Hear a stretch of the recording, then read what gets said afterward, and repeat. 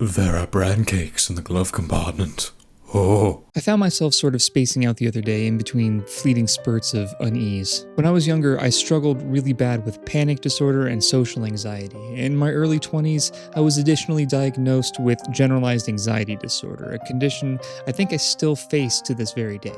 I tend to take things day by day, and honestly, I don't really know where I am in my mental health most days. Sometimes I struggle to understand my own emotions. But the one thing I do know is prevalent in all things, as I'm constantly reminded of this, and that is, I am afraid. Now that might seem like an odd thing for a self-proclaimed horror buff to admit, but when I think about my own fears, I like to sort them into two categories. On one hand, there's abstract fears. These are fears of the idea of certain things. Now, I would label most phobias into this category, for example, as the very idea or the thought about said thing generates anxiety and terror. My wife has a phobia of clowns.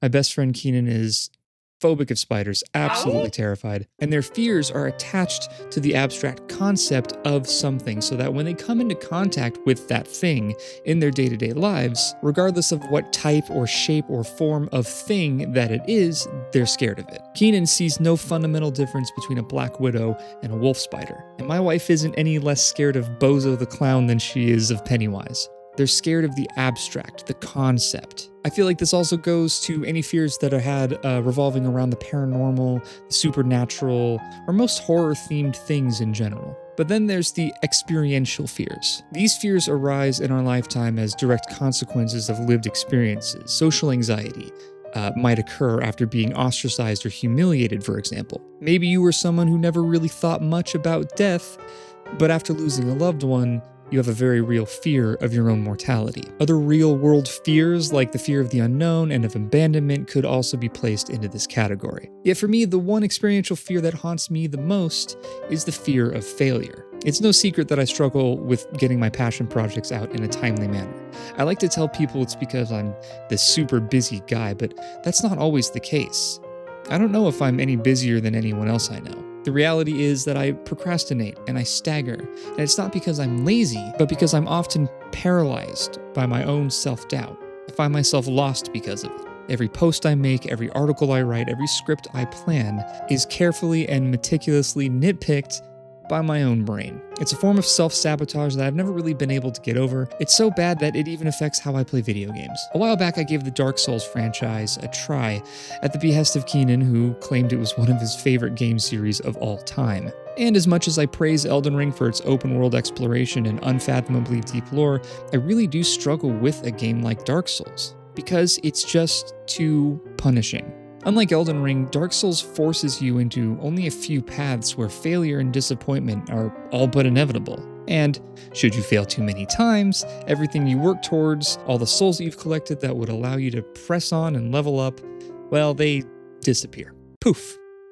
It's enough to make me want to pull each one of my hairs out with a tiny pair of rusty tweezers. It was too punishing, and punishment for failure is something I know all too well from my childhood. Bad grades were met with punishment. Slacking on chores, even if it was from forgetfulness or a dizzied, anxious mind, was still met with punishment. The intent never mattered. And with that so deeply ingrained in my hardwiring, why in the world would I ever want that in my video games? I've even had my hesitations with roguelike games where failure is essential to the progression of the game. Although intimidated, the concept always interested me. My first soiree into the roguelike genre included games like Gunfire Reborn and Slay the Spire. Both became personal favorites of mine pretty quickly. But recently, and thanks to my wife, I've experienced a game that is so important to the roguelike genre it leaves a permanent stamp in gaming history as arguably one of the best games of its kind to ever be made. And for me, it's a game that I believe single-handedly helps me manage my fears of failure. I am, of course, talking about Hades. The story behind Hades takes us into the underworld, the last stop for all mortal beings according to Greek mythology. Our protagonist is Zagreus, the prince of the underworld. Your worried father doesn't have enough live music to enjoy while brooding over his gloomy court. Only son of Hades and heir to the throne. Now, of course, Zagreus has no interest in any of this, however, and he wants to escape the clutches of the underworld and his overbearing father. So he sets off on a quest to gain his freedom, while being promised by Hades that escape is impossible, for he will send the worst and most dangerous creatures of the underworld after Zagreus. A promise that he most definitely keeps. This results in the death of our friend Zag, a death he experiences over and over and over again. Someday I'll go even farther. This plot runs in tandem with the mechanics of a roguelike, perfectly mirroring the feeling we have of being confident and comfortable in a really good run and only to have the rug ripped out right underneath us with one tough boss or one misunderstood mechanic. What's more, the story of this game really only develops once Zag dies.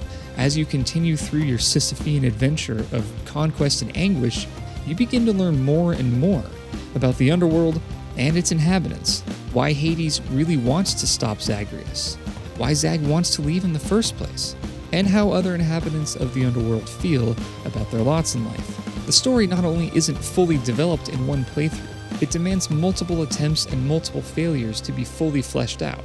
Meanwhile, all of the characters you meet, with the exception of obvious heel characters like Hades, are all supportive of your plight as Zagreus. They want you to succeed. They admire your tenacity and your grit.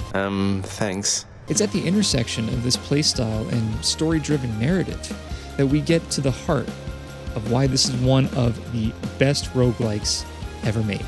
Because it reframes failure as a necessary thing, not a punishment for bad decision-making.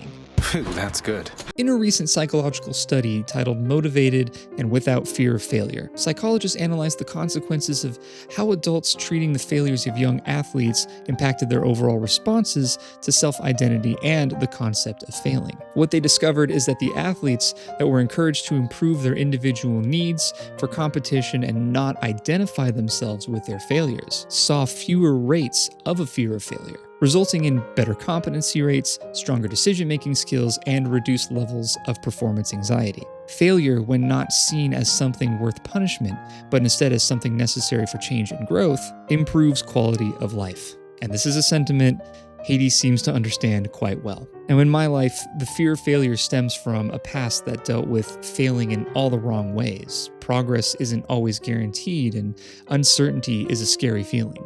There's not always an immediate retry. People remember what you've done, the mistakes you've made.